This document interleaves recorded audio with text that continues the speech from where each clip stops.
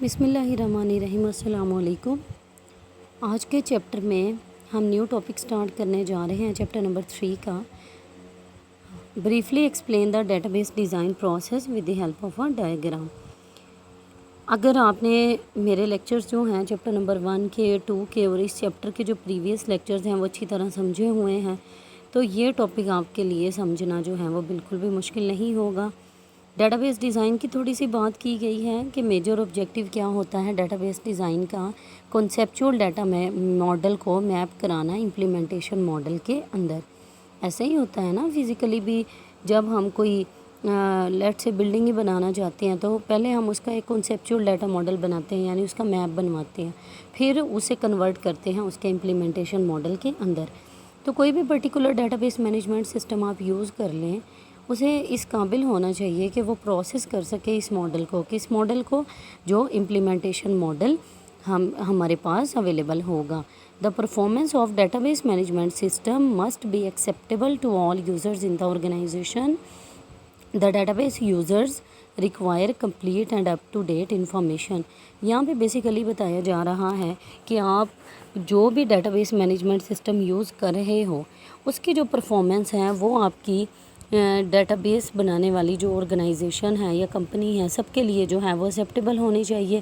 اس کے بعد data base کے یوزرز کو کیا چاہیے ہوتا ہے، کمپلیٹ اور اپ ٹو ڈیٹ انفارمیشن جو ہے وہ انہیں چاہیے ہوتی ہے۔ They also need to access the information quickly and easily. یہی مقصد ہوتا ہے نا ڈیٹا بیسز کو بنانے کا، کہ ڈیٹا سٹور تو ہو لیکن جب ہم ڈیٹا کو ایکسیس کریں وہ کم ٹائم کے اندر ہو۔ جیسے کہ ہم گوگل کروم یا یوٹیوب پہ کوئی بھی کیوری لکھتے ہیں تو ود ان سیکنڈ ہمارے پاس جو ہیں وہ 100 اور 1000 آف ریزلٹ جو ہیں وہ ایک کلک پہ ہمارے سامنے آ جاتے ہیں۔ تو ڈیٹا بیس ڈیزائن کے لیے سب سے پہلا کام جو ہمیں کرنا پڑے گا وہ کرنا پڑے گا پلاننگ کا۔ پلاننگ اس چیپٹر کے سٹارٹ میں بھی ہم نے پڑھی ہے، وہی چیز یہاں اگین ڈسکس کی جا رہی ہے۔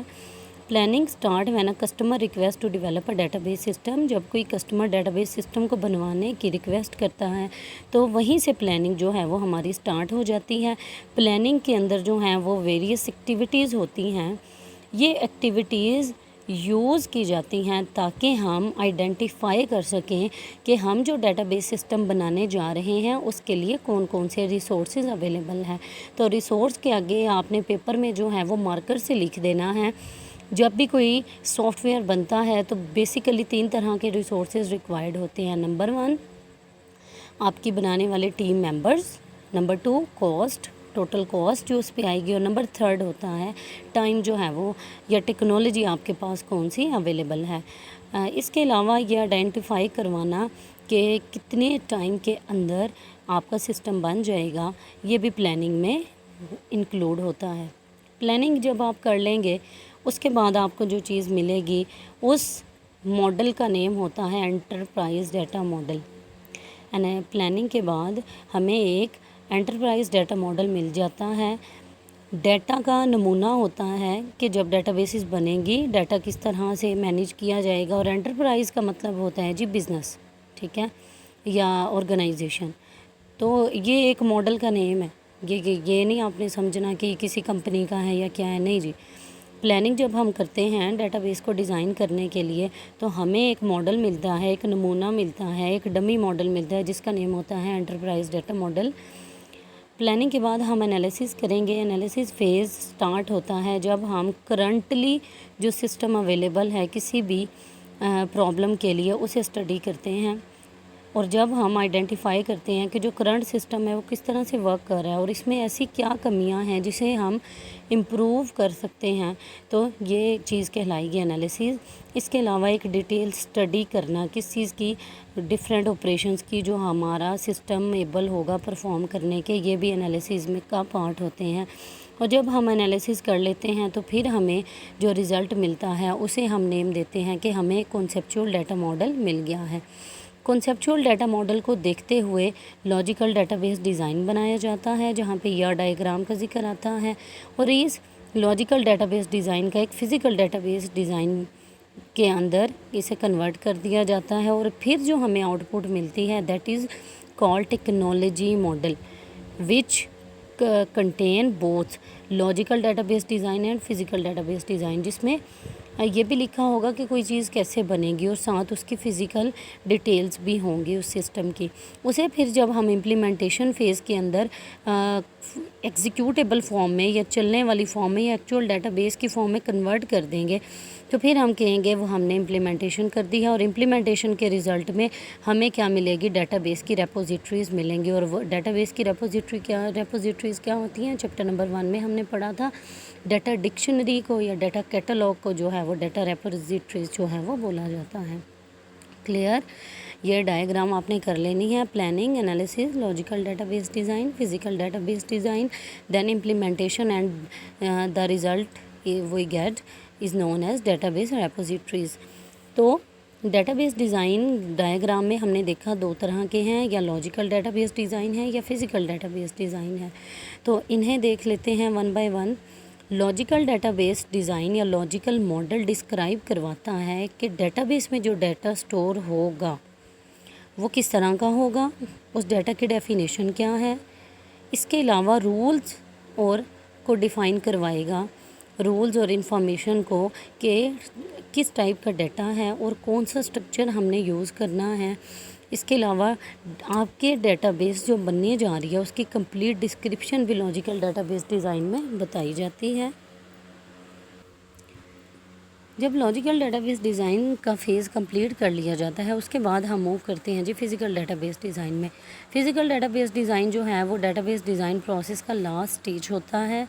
फिज़िकल डेटाबेस डिज़ाइन का मेजर ऑब्जेक्टिव ये होता है कि फ़िज़िकल डेटाबेस डिज़ाइन की मदद से हम इम्प्लीमेंट कर दें किस चीज़ को जी, हम सेट ऑफ रिकॉर्ड्स को देखें, हम फाइल्स को देखें, हम इंडेक्सेस को देखें और दूसरा जो भी डाटा स्ट्रक्चर है उसे देखें और उससे की जो है वो नेक्स्ट फेज़ में इम्प्लीमेंटेशन कर दे। क्लियर? इम्प्लीमेंटेशन की तरफ आते हैं, लास्ट फेज़ की तरफ। डेटाबेस सिस्टम को इम्प्लीमेंट किया जाता है उसे डिज़ाइन और डेवलप करने के बाद। डिज़ाइनिंग कहाँ पे हुई, लॉजिकल डेटाबेस डिज़ाइन के फेज़ पे, और डेवलपमेंट कहाँ पे हुई जी, फिज़िकल डेटाबेस के डिज़ाइन में। डेटाबेस सिस्टम को इंस्टॉल करना और उसे यूज़र्स के लिए एग्जीक्यूट करवाना इम्प्लीमेंटेशन कहलाता है। बेसिकली इम्प्लीमेंटेशन में जो है वो पर्टिकुलर टाइप के कंप्यूटर्स रिक्वायर हो सकते हैं, ये नेसेसरी नहीं है लेकिन रिक्वायर होते हैं मोस्टली, जिन्हें सर्वर बोला जाता है। इसके अलावा नेटवर्क हार्डवेयर चाहिए होता है। अब हार्डवेयर के साथ नेटवर्क का वर्ड इसलिए यूज़ किया गया है क्योंकि डेटाबेसेस का कॉन्सेप्ट ही क्या है कि आपका डाटा जो है वो एक तो ऑनलाइन हो और एक लॉजिकली किसी सेंट्रलाइज लोकेशन पे हो जिसे हम डिफरेंट लोकेशन से जो है वो एक्सेस कर सकें 24/7 hours. If the database is to be accessed at multiple location, तो हमें किस चीज़ की रिक्वायरमेंट होगी, नेटवर्क हार्डवेयर की रिक्वायरमेंट होगी। नेक्स्ट कॉन्सेप्ट जो है वो हम ऑलरेडी पढ़ चुके हैं, different components of logical model. Logical database design के डिफरेंट कंपोनेंट्स कौन से हो सकते हैं, वो ये 4 हैं। एंटिटीज़ को रिप्रेजेंट कराना, रिलेशनशिप्स को रिप्रेजेंट कराना, रिलेशनशिप्स को मर्ज करवाना और नॉर्मलाइज करवाना। तो मर्जिंग और नॉर्मलाइजेशन एक न्यू कॉन्सेप्ट है, लेकिन रिप्रेजेंट एंटिटीज़ और रिप्रेजेंट रिलेशनशिप हम पहले पढ़ चुके हैं। एंटिटीज़ को हम जानते हैं, वी नो वेरी वेल कि एंटिटी को हम रेक्टेंगल की मदद से ER डायग्राम में रिप्रेजेंट करते हैं and all the attributes of an entity is represented by an oval shape। और यहाँ पे आपको एक एट्रीब्यूट एम्प्लॉय आईडी अंडरलाइन नज़र आ रहा है। It's main it is the primary की ऑफ द एम्प्लॉय टेबल। ठीक है, और रिलेशनशिप को कैसे रिप्रेजेंट करते हैं, we know very well that relationships are represented with the help of a diamond symbol, and there are different type of relationships and different concepts related to relationship, cardinality, modality and binary relationships and all the discussion that we were made in the previous lecture, वो सारी की सारी discussion आप यहाँ पे add कर सकते हैं। तो आज के लेक्चर के लिए इतना ही। तो मर्ज रिलेशंस और नॉर्मलाइज रिलेशन और नेक्स्ट इस चैप्टर का पार्ट हम आने वाले लेक्चर्स में जो है वो डिस्कस करेंगे। अगर आपको मेरा लेक्चर जो है वो समझ आता है, अगर लेक्चर अच्छा लगता है तो आप काइंडली मेरे चैनल को जो है वो सब्सक्राइब करें, शेयर करें अपने फ्रेंड्स के साथ और ज़्यादा से ज़्यादा जो है वो वीडियोस को वॉच करें।